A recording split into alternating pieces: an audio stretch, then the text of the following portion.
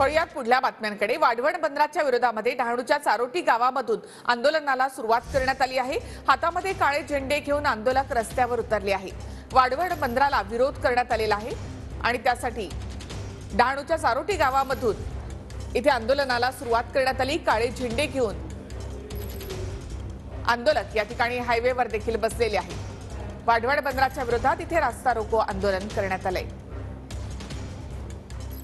आशिया खंडातील सर्वात मोठं जे बंदर आहे हे डहाणू तालुक्यातल्या वाढवण या ठिकाणी होत आहे आणि या वाढवण बंदराचा येत्या 25 तारखेला देशाचे पंतप्रधान नरेंद्र मोदी यांच्या हस्ते उद्घाटन होणार असल्याची माहिती मिळाल्याच्या नंतर स्थानिक नागरिक जे आहेत हे मोठ्या प्रमाणामध्ये आक्रमक झालेले आहेत आणि त्यांनी सकाळी 11:30 वाजल्यापासून मुंबई अहमदाबाद महामार्ग जो आहे हा रोखून धरण्यात आलेला आहे। आपण बघू शकता की TV9च्या प्रेक्षकांसाठी आपण ह्या टॉप अँगलनी महामार्गावरली स्थिती दाखवणार आहोत की हा डहाणू तालुक्यातल्या चारोटी नाका या परिसरामध्ये रस्ता रोको सुरू झालेला आहे आणि मुंबई अहमदाबाद महामार्गावरल्या दोन्ही लेन ज्या आहेत ज्या गुजरात आणि मुंबईकडे जाणाऱ्या या दोन्ही लेन या आंदोलकांनी बंद करण्यात आलेले आहेत।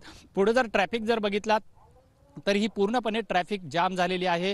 वाहनांच्या रांगा ज्या आहेत जवळपास 10 ते 15 किलोमीटर पर्यंत या वाहनांच्या रांगा लागलेल्या आहेत। आंदोलनकर्ते जे आहेत हे आपल्या मुद्द्यावरती ठाम आहेत। आम्हाला कुठल्याही परिस्थितीमध्ये वाढवण बंदर नको आहे अशी त्यांची मागणी आहे आणि त्यामुळे हे आंदोलनकर्ते या ठिकाणचे स्थानिक मच्छीमार आहेत, शेतकरी आहेत, या सर्वांनी आंदोलक असा तीव्र पवित्रा घेतलेला आहे। माझ्या पाठीमागे जर बघितलात आपण तर या ठिकाणी जी पूर्णपणे वाहनं जे आहेत हे 1 तासापासून या ठिकाणी थांबण्यात आलेले आहेत। अनेक वाहनधारक जे आहेत हे संतप्त झालेले आहेत।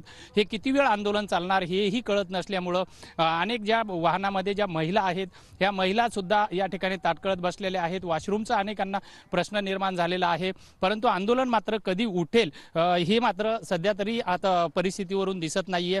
पोलीस त्यांच्या जाग्यावरती ठाम आहेत आणि आंदोलक सुद्धा त्यांच्या जाग्यावरती ठाम आहेत।